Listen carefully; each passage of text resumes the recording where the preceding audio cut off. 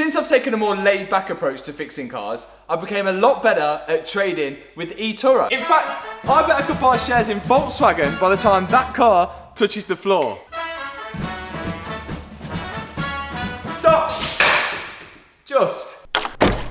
Now, if you're like me and constantly on the go, then you don't get time to sit at a laptop and start trading. But that's why I use eToro's mobile app, because it's made it accessible for people like us to be able to trade anywhere at any time. But Matt, come on, what about guys like me? I don't have time to trade. You don't need to have loads of time to trade, because with eToro's copy trader, you could copy a successful trader like Steve, click on his profile, then click copy. Now whenever he trades, you trade. So you're telling me whenever Steve makes a trade, I make a trade automatically? Yes, that's exactly what I just said. I don't need people to socialise. I could socialise anywhere using eToro's social newsfeed. It's like your normal social media newsfeed, but full of people who are trading. Now it's good for finding out what other traders are up to. Like, what do people think of Tesla right now?